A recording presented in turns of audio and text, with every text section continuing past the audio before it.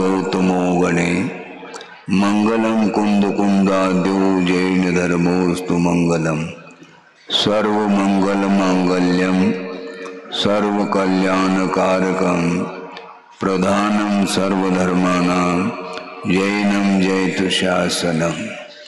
अहिंसा परमो धर्म की, महावीर भगवान की। प्रातः स्मरणी परम पूजाचार्य गुरुवर श्री विद्यासागर जी मुनि महाराज की जय।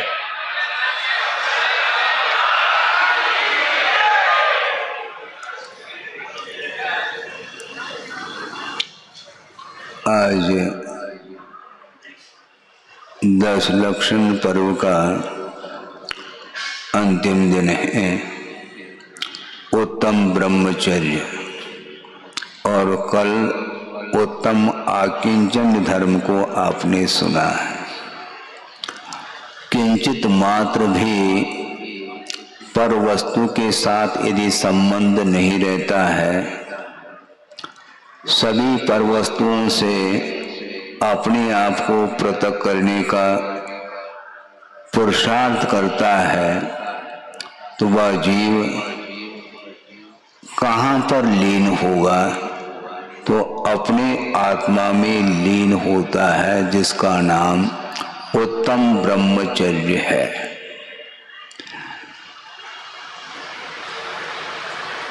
समय काफी हुआ है, संक्षेप के साथ बहुत संक्षिप्त विषय कर रहा हूं। बिना किसी भूमिका के आपको उस ओर ले जाना चाहता हूं। आचार्य महाराज ने रामटेक में चातुर्मास किया था। सन 93-94 में हुआ। उसके बाद 2008 में भी उनका चातुर्मास हुआ। उसके बाद 13 में भी हुआ। उसके बाद भी और भी चातुर्मास उनके हुए हैं। 2008 में उत्तम ब्रह्मचर्य के दिन गुरुदेव ने जो उपदेश दिया है, वह अभी भी मुझे वह दृश्य सामने आ रहा है। उन्होंने अपने मुख से ये स्पष्ट शब्दों में कहा कि विवाह का संबंध, आप ध्यान से सुनेंगे, विवाह का संबंध बंध के लिए कारण नहीं, किंतु बंध विच्छेद के लिए कारण उन्होंने कहा है।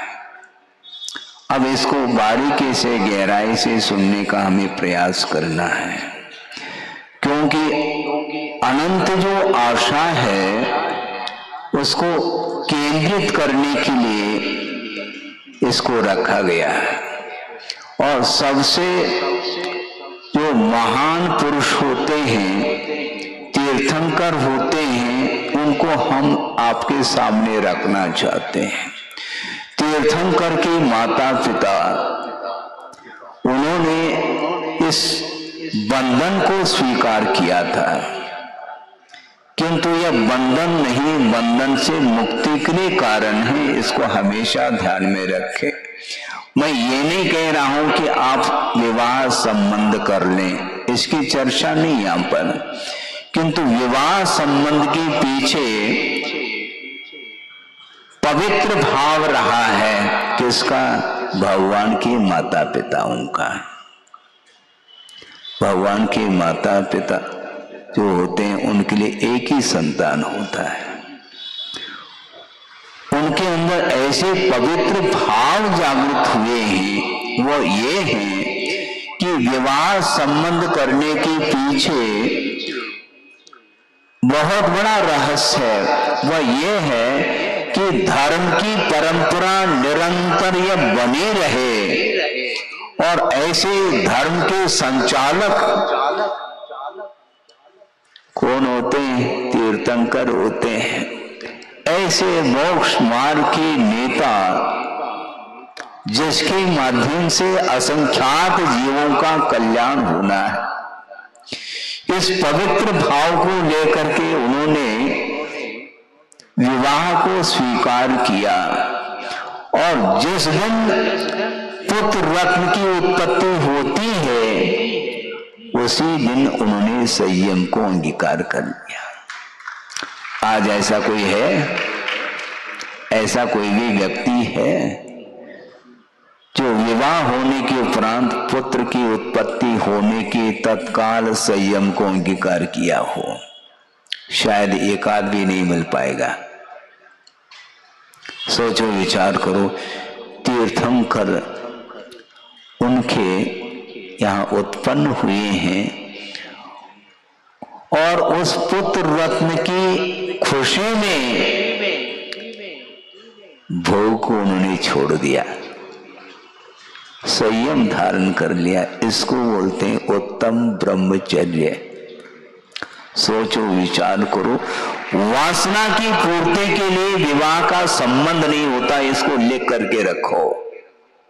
केवल वासना की पूर्ति के नहीं, किंतु संतान की उत्पत्ति होगी और वह संतान संस्कारित होगी जिसके माध्यम से धर्म परंपरा निरंतर बनी रहे। इस पवित्र भाव को लेकर के ही वह विवाह का संबंध होता है और उन्होंने किया है। और ऐसे भी तीर्थंकर हैं 24 में जो 5 बाल यति के रूप में सामने आते हैं। वो कौन है? वो वासुदेवनाथ भगवान, मल्लीनाथ और नेमिनाथ, पार्श्वनाथ और वीर प्रभु, ये पांचों ऐसे तीर्थंकर हुए हैं जिन्होंने विवाह संबंध नहीं किया। बाकी सारे तीर्थंकरों ने विवाह उनका हुआ, किंतु उसके पीछे देखो कितने पवित्र भाव है। इसको लेकर के ही उस कार्य को भी मांगलिक कार्य के रूप में लिया जा सकता और लेते भी हैं। व्यवहार में मांगलिक इसलिए है क्योंकि संसारी प्राणी अनंत काल से जन्म और मरण कर रहा है, अनंत बार पंचेंद्रिय के विषयों का उपभोग किया है और देवादि गति में जाकर के सागरोपम आयु तक विषयों का उपभोग किया। इसके उपरांत भी कोई तृप्ति का अनुभव नहीं होता, इसलिए अतृप्त जनकम ऐसा कहा। जो इंद्रियजन्य सुख है वह तृप्तिजनक नहीं है, नश्वर है। इस प्रकार भाव जिसका पवित्र भाव मन में आता है उसके सामने विषय उपलब्ध होने के उपरांत भी उस ओर दृष्टि उनकी नहीं जाती है। बहुत कठिन है ये काम, उत्तम ब्रह्मचर्य व्रत। और आचार्य कुंद स्वामी ने शायद यह गाथा अष्टपौड की हो सकती है, उन्होंने स्पष्ट शब्दों में कहा कि ज्ञान और कौन सी चीज है, किस चिड़िया का नाम ज्ञान है। सोचो, विचार करो, गाथा आपके सामने रख रहा हूं। अरहंते सुवते सम्मतम दंसनेन सुविशुद्धम शीलम विषय विरागो नानम पुनकीरिसम भणियम, ऐसा कहा। और किस वस्तु का नाम ज्ञान है, किस परिणाम का नाम ज्ञान है, वस्तु तो वही ज्ञान माना जाता है। विषय विरक्ति का नाम शील है और शील का अर्थ ही स्वभाव होता है। अपने आत्म स्वभाव में लीन होना जो चाहता है तो विषयों के प्रति विरक्ति का जो भाव है उसका नाम शील कहा। शीलम विषय विरागो, पंचेंद्रिय के विषयों के प्रति जो विरक्ति का भाव है उसका नाम शील है। और वही ज्ञान माना जाता। और किस चिड़िया का नाम ज्ञान है, हमें बता दो। अरहंत भगवान में जो समीचीन भक्ति की जाती है, उस भक्ति का नाम ही सम्यक्त्व है, जो कि वह श्रद्धा से अभिभूत विशुद्ध परिणाम माना जाता है, जिसको सम्यक्त की कोटि में लिया है। अनंत भगवान की भक्ति किया करो। भक्ति तो सब करते हैं, किंतु सम्यक्त की उत्पत्ति नहीं हो पाती है। भीतर से अंतरंग से भगवान की यदि स्तुति और आराधना उपासना की जाती है, उसके माध्यम से सम्यक्त की उत्पत्ति होती है, और वह सम्यक्त्व अनंत संसार का विच्छेदक माना जाता है। अनंत संसार का विच्छेद यदि होगा, इस सम्यक्त रूप पवित्र परिणाम के द्वारा ही होता है। इसलिए जिनेंद्र भगवान की भक्ति आप निरंतर करिएगा। 10 दिन आप लोग यहाँ पर बैठ करके धर्म की आराधना की है और प्रभु की स्तुति की है, उनकी पूजन अर्चन के लिए आप भाग लिया है। आप लोगों ने दूर दूर से भी आकर के यहाँ पर इस अनुष्ठान को किया है, लेकिन ये ध्यान रखो, इस पवित्र परिणाम को स्थायित्व बनाने के लिए निरंतर इसी प्रकार की आराधना आपके द्वारा होनी चाहिए प्रभु की।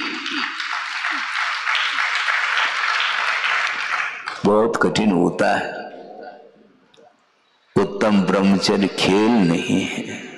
सभी पदार्थों से दृष्टि हटा करके केवल स्वरूप की ओर जब दृष्टि जाती है, तो कोई भी भेदभाव सामने नहीं आता।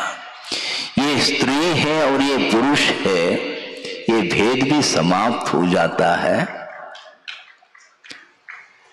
तब कहीं जा करके वो उत्तम ब्रह्मचर्य हाथ लगता है। बहुत कठिन है। ये पाश्चात्य संस्कृति है।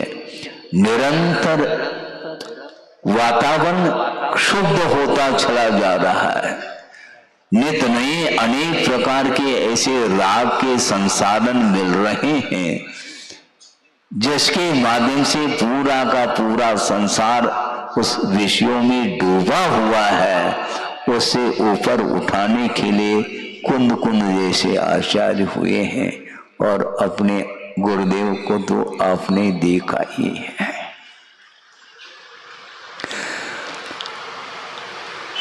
कुंद कुंद का दर्शन हम लोगों ने और आप लोगों ने नहीं किया, किंतु गुरुदेव का जिन्होंने दर्शन कर लिया, उन्होंने कुंद कुंद का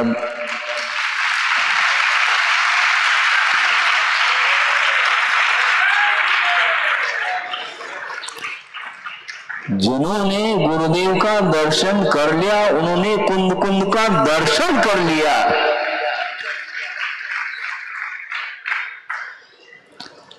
बहुत अनूठी साधना। उस प्रकार की साधना अपने जीवन में कब आ जाए, ये मैं प्रभु से और गुरु से प्रार्थना कर रहा हूं, क्योंकि गुरु और प्रभु के साथ तुलना संभव नहीं। तुलना क्यों करो, पुरुषार्थ करो और उनके प्रति समर्पण का भाव आएगा, तो सारा सारा अहंकार भी एक तरफ रह जाएगा और कुछ भी संसार में नहीं रुचेगा। और संसार की विरक्ति का नाम ही उत्तम ब्रह्मचर्य है, इसको ध्यान में रखें। वृषभनाथ भगवान कहां से उतरे हैं? सर्वार्थ सिद्धि से उतरे हैं। भरत और बाहुबली उन्हीं के पुत्र, वो भी सर्वार्थ सिद्धि से ही उतरे हैं। सोचो, विचार करो, सर्वार्थ सिद्धि से जो सिद्धालय है वो बहुत ज्यादा दूर नहीं है। वहीं से पहुंच जाए सिद्धालय, नहीं पहुंच सकेंगे, ध्यान रखो। वहां पर कोई लिफ्ट नहीं है, जिस प्रकार सभा भवन में, इलाका भवन में लिफ्ट लगी है और नीचे से ऊपर आप चढ़ करके आते हो। किंतु सर्वार्थ सिद्धि से वह सिद्धालय ज्यादा दूर नहीं, कुछ ही योजनों में वह सिद्धालय प्राप्त हो सकता है, लेकिन बिना निर्ग्रंथ अवस्था के वहां पहुंचना संभव नहीं है। और वृषभनाथ भगवान वहां से उतरे हैं, लेकिन वहां पर गए कैसे वो? वहां पर हर व्यक्ति के लिए नो एंट्री, सर्वार्थ सिद्धि में पहुंचना, अनुत्तर विमान में पहुंचना, अनुदेश विमानों में पहुंचना और अहमिंद्र पद को प्राप्त करना, ये बहुत कठिन है, ये ध्यान रखो। वीआईपी लोग ही वहां पर जाते हैं। वीआईपी का अर्थ, आप अपने आप को वीआईपी मत मानो। जो निरंतर रत्नत्र की निर्दोष आराधना करते हैं उनके लिए वहां पर एंट्री है और वहीं से वो उतरे हैं, ये ध्यान रखो। वहां पर 33 सागर तक विषय याद नहीं आते, संबंध रखना तो बहुत दूर की बात है, मन संबंधी भी वासना वहां पर रही नहीं, परे अप्रविचारा ऐसा कहा। वेद का उदय विद्यमान है, पुरुष वेद का, इसके उपरांत भी उसका उपयोग के ऊपर कोई प्रभाव इसलिए नहीं पड़ रहा है कि वहां पर निमित्त का अभाव है। और यहाँ पर वो उतरे हैं 33 सागर के उपरांत, यहाँ आते ही यहाँ का वातावरण, यहाँ का माहौल, यहाँ की हवा कुछ अलग ही। और वो तीर्थंकर उसी भव से मुक्त होने वाले हैं जिनकी उम्र कितनी थी? 84 लाख पूर्व की थी और 83 लाख पूर्व तक वो कहां पर रहे? वैभव के बीच में रहे और उसके साथ उन्होंने संबंध भी जोड़ा, बुद्धि पूर्वक जोड़ा। ये ध्यान रखो, ऐसा नहीं कि वो सही जोड़ा, ऐसा संभव नहीं हो सकता, क्योंकि निमित्त उपलब्ध हो और ग्रहण का भाव न हो, ये बहुत ही टेढ़ी खीर है। ये मान लो वैभव न हो, वैराग्य हो जाए, ये अलग वस्तु, किंतु वैभव के बीच में बैठ करके वैराग्य को प्राप्त करना बहुत कठिन होता है। और तीर्थंकर होकर के भी 83 लाख पूर्व तक उस वैभव का आनंद उन्होंने लिया है। यहाँ तक कि एक और नीलांजना का दृश्य उपस्थित किया सौधर्म इंद्र ने और उसको बड़े चाव से उस दृश्य को उन्होंने देखा है। कौन ने? युग के आदि में वृषभनाथ भगवान। लेकिन ये ध्यान रखो, जिस समय वैराग्य होता है फिर वो सारा वैभव फीका नजर आता है। एक और नीलांजना का दृश्य वो देख रहे हैं, उस समय वैराग्य का अभाव था, इसलिए लीन हो गए उस दृश्य में। सामान्य व्यक्ति यदि विषयों में लीन हो जाए इसमें कोई बड़ी बात नहीं, किंतु 3 लोक के नाथ बनने वाले हैं, जब बनेंगे तब की बात है। अभी तो वो राजकुमार और युवा अवस्था को प्राप्त करके राज सिंहासन पर वो विराजमान हैं और वैभव का आनंद ले रहे हैं। उस समय उनका सनन था क्या? नहीं, दीर्घ सनन सब था। वज्र से नाराज सनन है, अवधि ज्ञान विद्यमान है और क्षायिक सम्यक्त्व है और उनका अकाल मरण नहीं होना है, ये सब बातें हैं। असाधारण व्यक्तित्व को लेकर के वहां से वो उतरे हैं। इसके उपरांत भी मोह का अपना प्रभाव रहता है।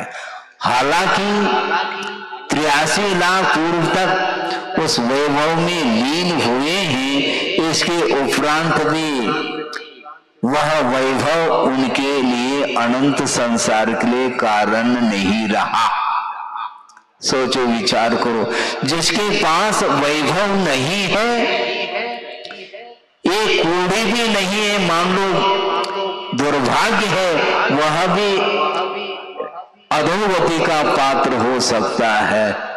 किंतु वृषभनाथ भगवान 3 लोक के नाथ होने वाले हैं और 83 लाख पूर्व तक उन विषयों के बीच में रहते हुए भी, आनंद लेते हुए भी, वह आनंद उनके लिए अनंत संसार के लिए कारण नहीं बना। इसमें बहुत बड़ा रहस्य है। वह ये है कि पुण्यान बंदे, जो पुण्य होता है वह कभी भी संसार के लिए कारण नहीं बनता, वह संसार के विच्छेद के लिए कारण बनता है। ये ध्यान रखो।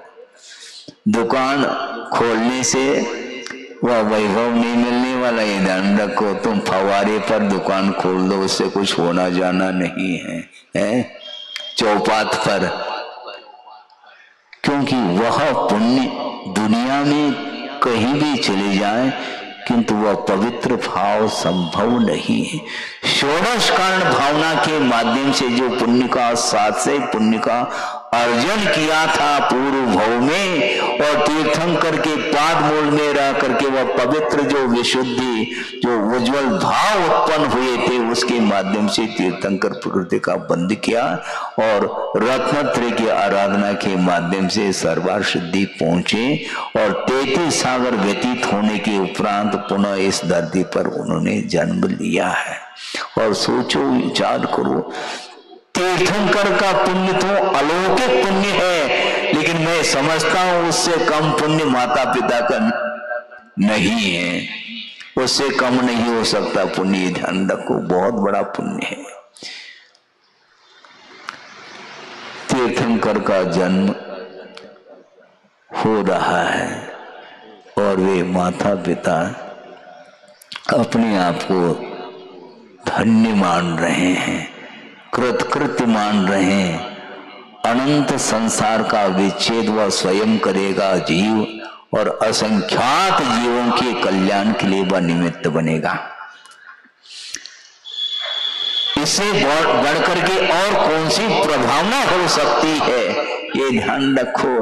विवाह संबंध करने के उपरांत भी उनका जो पुत्र है तीर्थंकर, उसके माध्यम से असंख्यात जीवों का कल्याण हो रहा है। आज कोई इस धरती पर है, बहुत कठिन होता है, बहुत दुर्लभ वस्तु है। राग के साथ संबंध रखते हुए भी जलते भिन्न कमल है, यह उक्ति चरितार्थ होती है। पुराणों में पढ़ते हैं, देखा कुछ भी नहीं, दृश्य को देखा नहीं, किंतु उनके जीवन वृत्त को पढ़ने से ऐसा लगता है कि अद्भुत वह महिमा है तीर्थंकरों की। और सोचो, एक और नीलांजना का दृश्य देख रहे हैं और मोह से उनका उपयोग प्रभावित हो रहा है, किंतु जब तक वैराग्य नहीं है तब तक वह आत्मा मोह से प्रभावित हो सकती है, होती है। और जिस दिन उन्हें वैराग्य हो गया, ये ध्यान रखो, सौधर्मेंद्र पांचों कल्याणकों में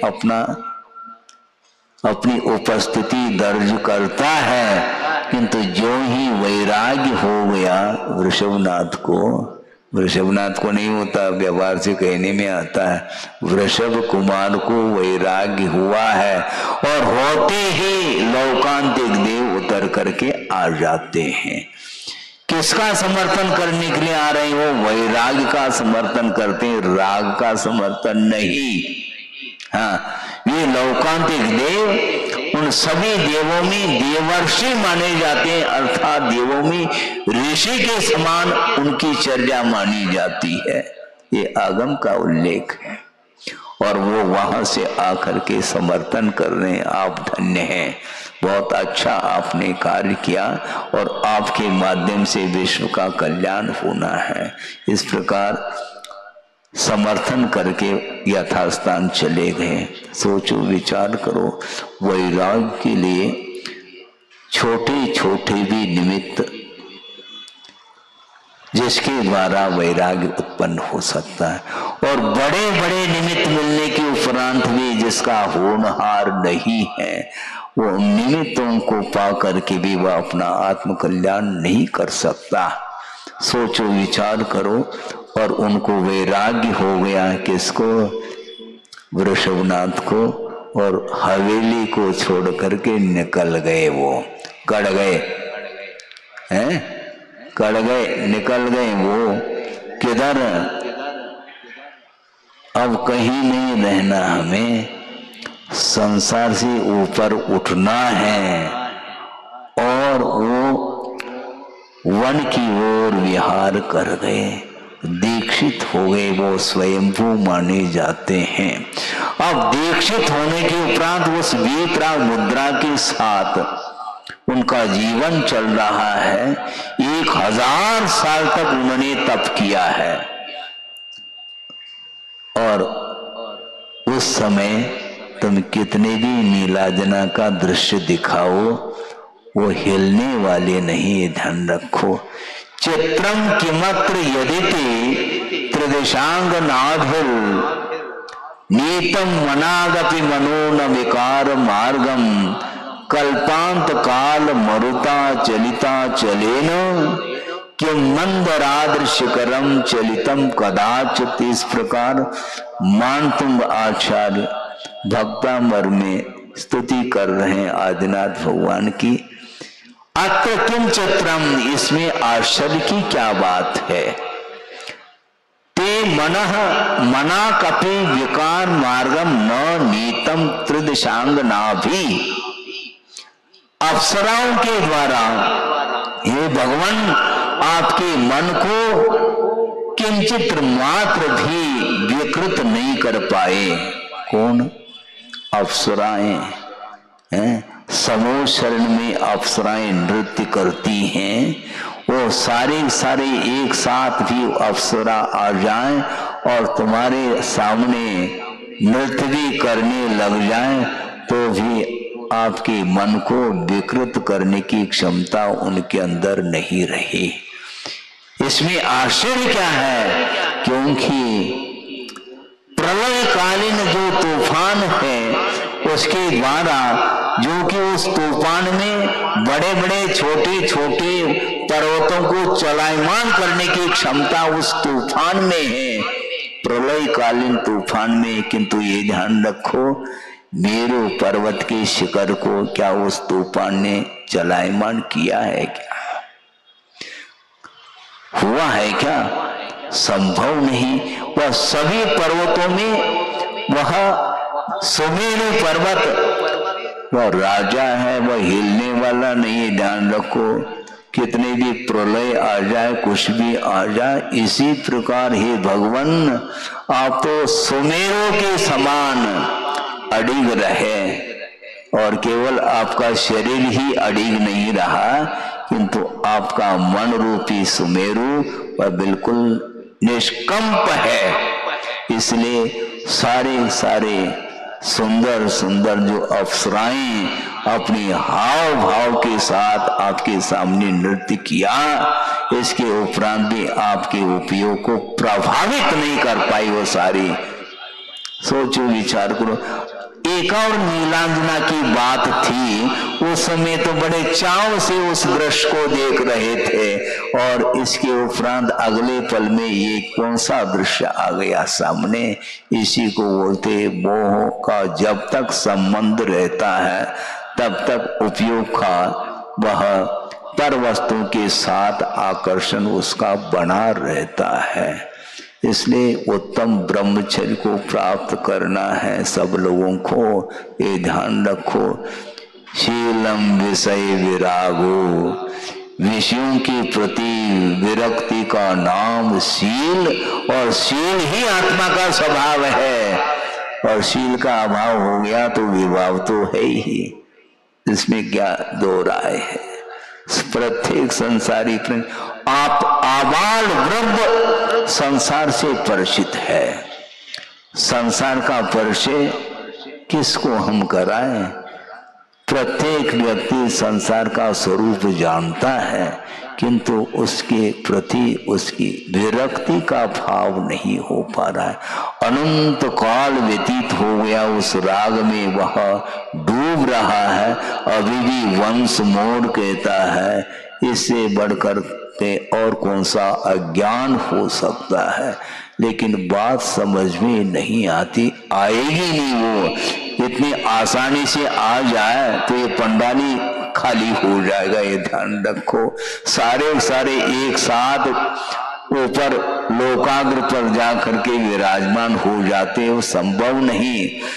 भगवान के पास अथवा वहां पर जो अनंत सिद्ध परमेष्टि है, एक नहीं दो नहीं, अनंतानंत है, लेकिन अनंतानंत सिद्ध परमेष्टि मिल करके भी एक व्यक्ति को भी उठाने की उनके अंदर क्षमता नहीं। क्यों?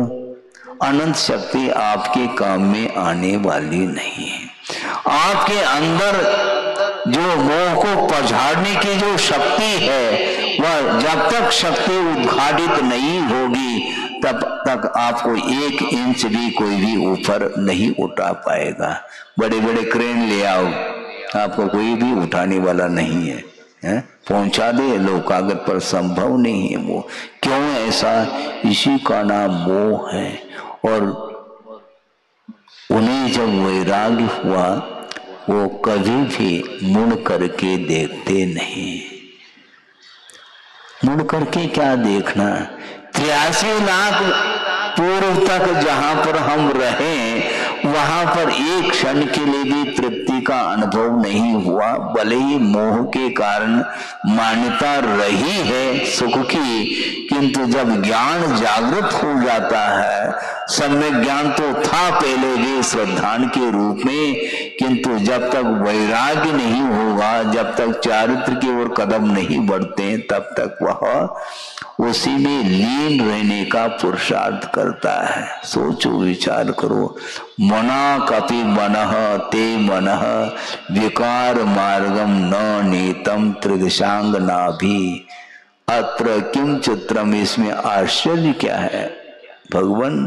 क्योंकि सुमेरु पर्वत के समान आप अड़िग रहे, मन से, वचन से और काय से सुमेरु के समान अड़िग रहना बहुत कठिन है। इसमें सबसे मन से अड़िग रहना, क्योंकि 2-3 दिन पहले ही हमने बात कही थी कि अभव्य होकर के भी जनलिंग अंगीकार करता है और वहां अड़िग रह जाता है, और उसको घानी में भी तेल दो वो उफ नहीं करता। लेकिन वह सुमेरु पर्वत के समान जो अड़िग है, वह केवल शरीर से अड़िग है, उसका मन अड़िग नहीं। उसका मन कहां पर स्थिर है?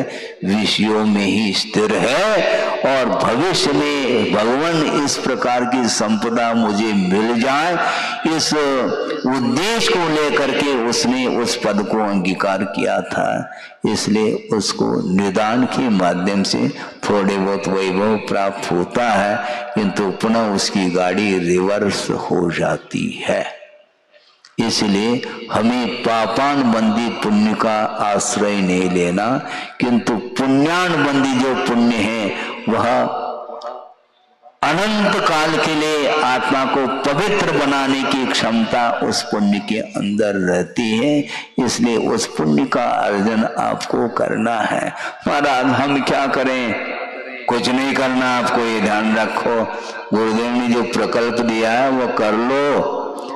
उस जल्दी से जल्दी उस जनालय का निर्माण कर लो, और वह जनालय का निर्माण ही आपके निर्वाण के लिए कारण है। सुना क्या नहीं? जनालय का निर्माण आप कर लो, वह निर्वाण का अर्थ मुक्ति के लिए कारण है। ध्यान रखो, सब लोग पहुंचेंगे, केवल जो है संरक्षणीय सभा ही नहीं, पूरा जबलपुर नहीं, पूरा विश्व पहुंचने वाला है। ध्यान रखो। क्योंकि जिस पवित्र कार्य के लिए गुरुदेव का मंगलमय आशीर्वाद प्राप्त हो और वह कार्य अधूरा रह जाए, संभव नहीं है, ध्यान रखो। आप लोगों के पास जो बल है, उस बल को देख करके आप लोगों के कंधों पर यह दायित्व दिया है, ये ध्यान रखना। किसने दिया? गुरुदेव ने दिया, मैं नहीं दे रहा हूं, ये ध्यान रखो। क्योंकि मेरे लिए भी उन्होंने आशीर्वाद दिया, बीच बीच में थोड़ा सा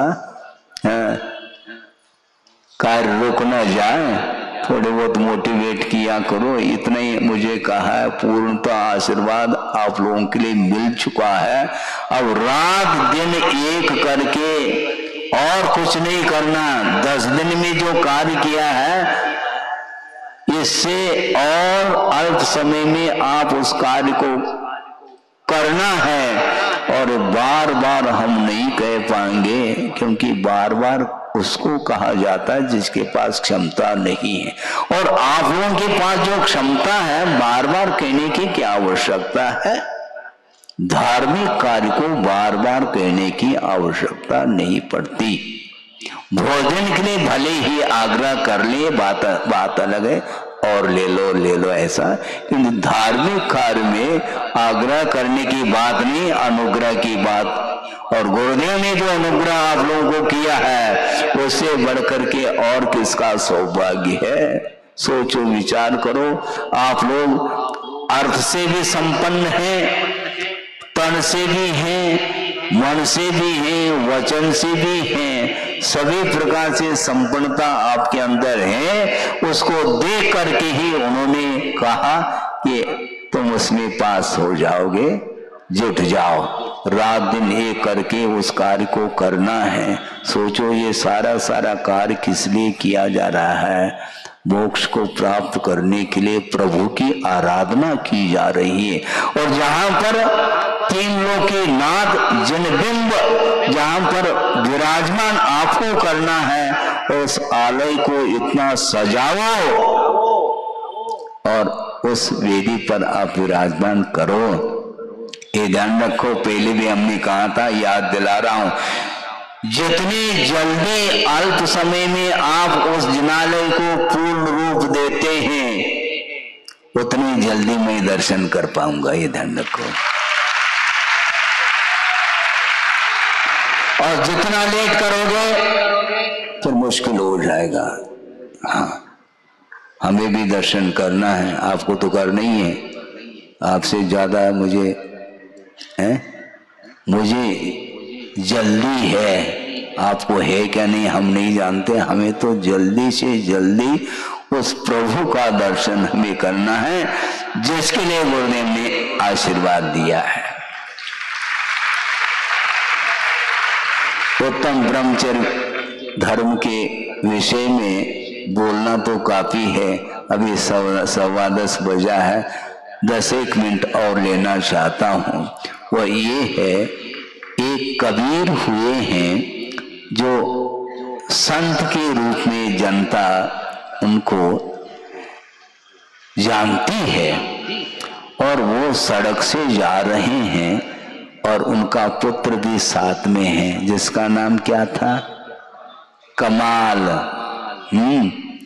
और वो जा रहे हैं पिताजी, और पुत्र को इशारा करके दिखाते हैं, देखो कैसा संसार का स्वरूप है। ये जितने भी धान्य है ना, धान्य, ये 2 चक्की के 2 पार्ट होते हैं, उसमें सारे ये धान्य पिस रहे हैं। इसी प्रकार पूरा संसार पिस रहा है। तो वह कमाल, उसका पुत्र देख तो लिया उस दृश्य को, किंतु वो मुस्कान ले रहा है। क्यों मुस्कान ले रहा है? यही तो समझाना है। और पुत्र जो है पिताजी को समझा रहा है, पिताजी आपने बहुत अच्छा दृश्य दिखाया, ये ठीक है, सारे धान्य पिस रहे हैं, कोई भी धान्य बच नहीं रहा, ये आपकी दृष्टि से, किंतु मेरी दृष्टि में कुछ ऐसे भी धान्य हैं, ध्यान से सुनो, धान्य की बात की जा रही है। कुछ ऐसे भी धान्य हैं जो उन दो पाटों के बीच में रह करके भी सुरक्षित हैं। वो कौन है वो धान्य? जो कील के सहारे रहते हैं धान्य, वो कभी भी फिस नहीं पाते। उसी प्रकार धर्म रूपी कील के सहारे से जो चलेगा वो कभी भी संसार में फिस नहीं सकता, ये ध्यान रखो। कमाल कर दिया उस कमाल ने, कबीर के पुत्र ने। सोचो विचार को, दृष्टि ऐसे भी होनी चाहिए। इसलिए धम्मम शरणम प्रवक्ष्यामि, हे भगवान मैं धर्म का सहारा लेता हूं, जिस धर्म रूपी कील के माध्यम से इस संसार में दो पाटों के बीच में आता, राग द्वेष रूपी दो पाटों के बीच में हम पिसने से बच जाएंगे। इस प्रकार सब लोगों को सोचना चाहिए। कौन सोच पाता है? नहीं सोच पाते हैं। जैन धर्म की जो विशेषता है बहुत अद्भुत है। आचार्य समंतभद्र स्वामी ने शायद यह न्याय ग्रंथ में एक श्लोक उन्होंने दिया है, उसके माध्यम से विषय को मैं समेट रहा हूं, पूर्ण कर रहा हूं कि वह जिनेंद्र भगवान के द्वारा बताया हुआ जो शासन है, उनका जो मत है वह अद्भुत है। ऐसा स्वामी समंतभद्र महाराज कह रहे हैं कि दया दम त्याग समाधि निष्ठम, दया दम त्याग समाधि निष्ठम नय प्रमाण प्रकृतांग सार्थम अदृश्य मन्यई रखिलई प्रभादई जिनत्वदीयम मत द्वितीयम। हे भगवान आपका मत अद्वितीय है। कैसा अद्वितीय है? दया, जिस धर्म में दया का वास है, और दम अर्थात इंद्रिय का निरोध है। त्याग किसका? कषायों का जिसमें त्याग है।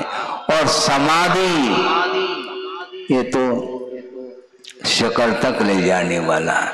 दया, दम, त्याग और समाधि से जो निष्ठ है, ऐसा वह आपका अद्वितीय मत है भगवान।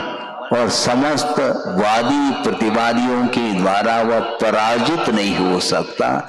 ऐसा अद्भुत अद्वितीय आपका शासन है, आपका मत है, जो कि नय और प्रमाण के द्वारा प्रासंगिक अर्थ को स्पष्ट करने वाला यदि कोई अद्वितीय शासन अथवा मत है तो आपका मत है। ऐसा समंतभद्र स्वामी ने कहा है। दया बिना दया के संभव नहीं है। और दया की परिपूर्णता यदि होगी तो दम में होगी। दम का अर्थ इंद्रिय दमन होता है, ध्यान रखो। 83 लाख पूर्व तक वो वहां पर वैभव के बीच में रहे वृषभनाथ, किंतु दम अर्थात इंद्रिय का दमन वहां पर हवेली में बैठ करके नहीं कर पाए। इसलिए इंद्रिय दमन करने के लिए उनको उसका परित्याग करना पड़ा। दया की परिपूर्णता दम अर्थात इंद्रिय निरोध में है, और इंद्रिय निरोध का नाम ही शील अर्थात स्वभाव है। हाँ, बहुत कठिन है ये। शीलम विषय विरागों का, पांचों इंद्रियों के जो विषय है, उन विषयों के प्रति जो विरक्ति का भाव है वही दमन माना जाता है। इंद्रिय दमन करना हंसी खेल नहीं है। खेल खेल में हम सब कुछ कर लें संभव नहीं, किंतु आपकी भूमिका के अनुरूप जो संभव है उसको समय रहते आपको कर लेना चाहिए। गृहस्थ होते हुए भी बहुत कुछ कर सकता है। इस विषय को भी आपके सामने रखने वाला हूं मैं। इस प्रकार दया, दयाया निष्ठा और दम अर्थात इंद्रिय दमन, उससे भी वह युक्त है और त्याग अर्थात कषायों का त्याग जिसमें किया जा रहा है और समाधि से वह निष्ठ जो होता है वह जिनेंद्र भगवान का शासन माना जाता है। महाराज आप 9 दिन तक लगातार श्रवण की चर्चा की, थोड़े बहुत हमारी भी तो चर्चा करो, हम भी तो उपवास अधिक कर रहे हैं। मैं कर रहा हूँ, आपकी भी चर्चा कर रहा हूँ। 2-5 मिनट में आपको भी बहुत कठिन है। बल्कि हमने एक बार प्रवचन में कहा था कि श्रवण जो साधना करता है वो तो अद्भुत है वह साधना, किंतु उससे भी बढ़कर के साधना श्रावक की हो सकती है। प्रशंसा की दृष्टि से कह रहा हूं, ऐसा नहीं कि आप वहीं बैठ करके मुक्त होना चाहो, ऐसा संभव भी नहीं है। किंतु क्योंकि त्याग करने के उपरांत श्रवण पद अंगीकार करने के बाद विषयों से वो मुख उन्होंने फेर दिया है और एकांत में जाकर के यदि मान लो साधना करते हैं तो इसमें कोई आश्चर्य की बात नहीं। किंतु विषयों के बीच में रह करके भी साधना करने वाले ऐसे भी साधक होते हैं जो कि अनुवृत्ति माने जाते हैं। एक प्रसंग आपके सामने केवल 5 मिनट में रख करके इस विषय को पूर्ण कर रहा हूं। विदेह क्षेत्र में एक चक्रवर्ती है जिसका जहां तक मुझे स्मरण है पद्म नाम के चक्रवर्ती हैं, और उनका एक पुत्र है जिसका नाम शिव कुमार। सोचो विचार करो और कैसा शिव को प्राप्त करता है हमें समझना है। चक्रवर्ती का वह पुत्र हुआ और पुत्र होते धीरे धीरे धीरे उसका विकास हो रहा है। बाल्य अवस्था से किशोर अवस्था में प्रवेश पाया और वहां से पुनः वह युवा अवस्था में प्रवेश हुआ है। तो चक्रवर्ती को विकल्प आया कि इसका संबंध कर देना चाहिए, संबंध कर देना चाहिए। लेकिन इधर शिव कुमार का मन नहीं लग रहा है बंधन से बंधने में, विवाह संबंध करने में उसका मन नहीं है। मन नहीं है, अब क्या करेंगे? वो उदास बैठे हैं और पिताजी संबंध की बात कर रहे हैं। अब क्या करेंगे इसके लिए? पिताजी की बात नहीं मानेंगे तो वो हमारी बात वो कैसे मान पाएंगे? उस शिव कुमार ने सोचा डायरेक्ट पिताजी के साथ अपनी बात को रखने की अपेक्षा किसी मित्र के माध्यम से अपने विचारों को पिताजी के पास पहुंचा दिया जाए तो ज्यादा अच्छा होगा। और उसने सारे अपने जो विचार हैं, भावना है, उसको वहां तक पहुंचाने के लिए मित्र से कहा कि तुम पहुंचा दो, फिर वो क्या कहते हैं देखेंगे। जाकर के पित्र ने पिताजी से कहा कि पिताजी ये आपका जो पुत्र शिव कुमार है बहुत उदासीन है, संसार से विरक्ति निरंतर उनकी बढ़ती जा रही है और वह विवाह संबंध उसको रुच नहीं रहा है। अब क्या किया जाए? कोई बाधा नहीं, हमारे पास भेज तो लो, हम देख लेंगे। और पहुंच गया वह शिव कुमार और खड़ा है और पिताजी कह रहे हैं क्यों उदास क्यों हो रहे हो? तुम चक्रवर्ती के पुत्र हो, वैभव की क्या कमी है क्या है? इस प्रकार उदासीन होने से क्या लाभ है?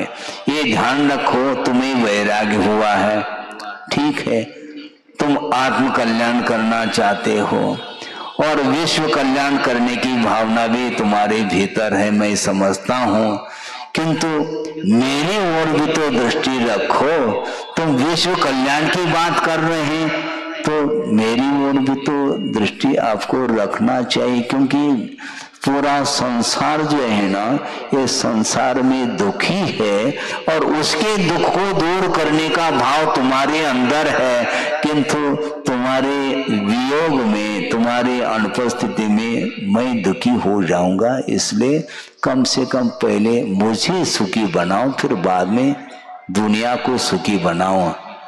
इस प्रकार उन्होंने कहा। बड़ी समस्या खड़ी हो गई शिव कुमार के सामने।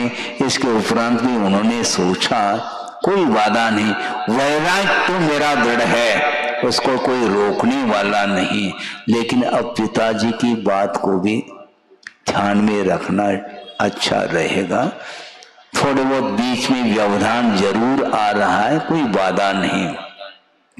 पिताजी आप जो कहो हम तैयार हैं, लेकिन हम साधना करेंगे। हाँ बेटा तुम साधना कर लो, कोई बाधा नहीं, किंतु विवाह तुम्हारा होगा।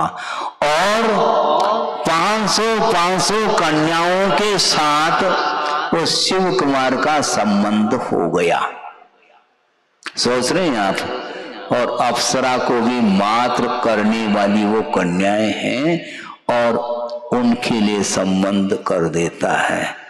और इसके उपरांत शिव कुमार सोच रहा है करने दो इनको, क्योंकि जलते भिन्न कमल है, इस मुक्ति को भी तो हमें चरितार्थ करना है। और विवाह संबंध हो गया। इसके उपरांत क्या होता है, ये तो पुण्य के उदय में हुआ है, ये ठीक है। और वैराग दृढ़ करने के लिए एक और प्रसंग मिल गया, बहुत जबरदस्त प्रसंग, कि एक दिन चारण ऋद्धि मुनि महाराज का समागम हो जाता है और उनके दर्शन के माध्यम से उस शिव कुमार का और वैराग दृढ़ हो गया। अब क्या कर लेंगे पिताजी, हम देखते हैं। हाँ, संबंध तो उन्होंने कर दिया, कोई बाधा नहीं, किंतु पिताजी के सामने उसने संकल्प ले लिया, मैं इस हवेली को छोड़ करके नहीं जाऊंगा, बिल्कुल आपके बीच में रहूंगा, लेकिन ये संकल्प है मेरा, इस घर को छोड़ करके तो नहीं जाऊंगा, किंतु इस घर में रह करके स्वतंत्रता के साथ मैं साधना करूंगा, उसके लिए तुम्हें व्यवधान नहीं डालना चाहिए। तो पिताजी ने कहा कि अब क्या व्यवधान डालने का, आप जो करना चाहो करो। इस प्रकार पिताजी ने भी उसके लिए आशीर्वाद दिया।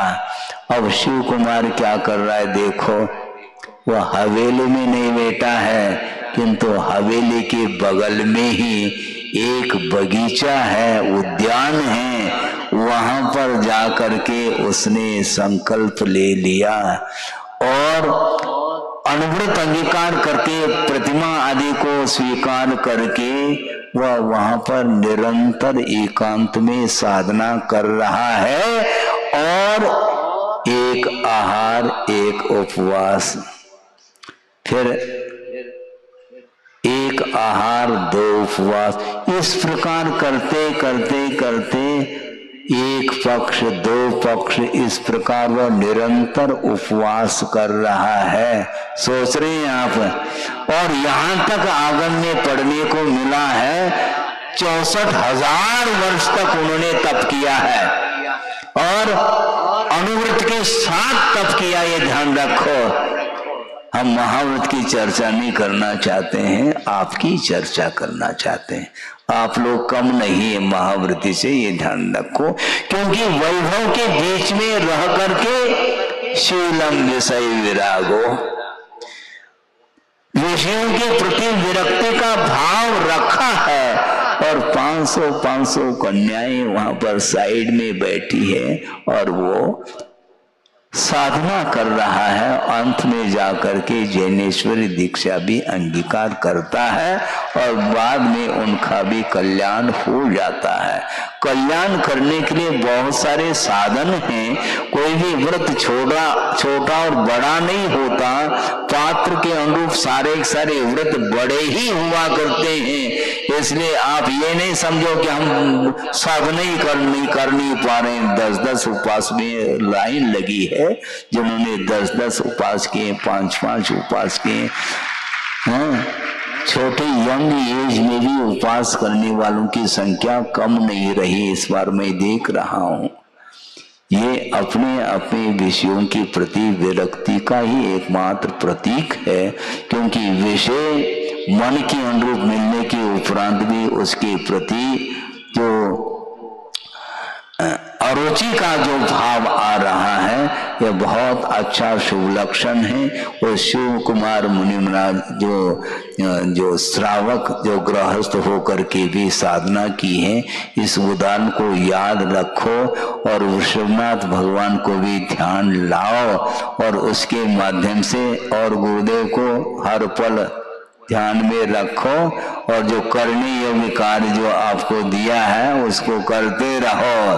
हाँ, हमारे सामने अब ज्यादा दिखना नहीं, हमारे सामने दिखने से क्या होना है, वहां पर पहुंचो, कहां पर, दयोदय, और वहां पर निर्माण करने के लिए आज आप लोगों ने संकल्प किया है। पहले से संकल्प था, किंतु सुचारू रूप से जल्दी उसमें गति आ जाए, वह प्रगति की ओर बढ़े और अल्प काल में ज्यादा समय नहीं लगाना, क्योंकि समय ज्यादा है नहीं, प्रवचन का समय तो पूर्ण हो गया, किंतु वह कार्य को आप लोगों को निरंतर कटिबद्ध होकर के हृदय के साथ मन को पवित्र बनाते हुए और एकता के साथ, आत्मीयता के साथ, परस्पर में प्रेम वात्सल्य के साथ इस काम को करेंगे तो इसमें कोई शक नहीं, बहुत ही अल्प काल में यह मूर्त रूप लेगा और दूर दूर की जनता आकर के दर्शन करेगी और मुझे भी दर्शन करने का अवसर मिलेगा। इसलिए ये उत्तम जो ब्रह्मचर्य व्रत है, ये अद्भुत है। ये 10 धर्म में 8-9 धर्म के बारे में आपने सुना, किंतु अंत में जब किंचित मात्र भी पर वस्तु के साथ संबंध जब नहीं रहा, तो आत्मा में विचरण करने का, आत्मा में लीन होने का अवसर इस उत्तम ब्रह्मचर्य व्रत के धर्म के आराधना के माध्यम से होता है। इसलिए आत्म तत्व को निर्मल बनाने के लिए सारे जितने भी पर वस्तु हैं उनको पर मान करके शुद्ध परमात्म तत्व को ही एकमात्र उपादेय अर्थात प्राप्तव्य मानते हुए उसको प्राप्त करने का पुरुषार्थ करेंगे तो बहुत ही जल्दी सभी का कल्याण हो सकता है।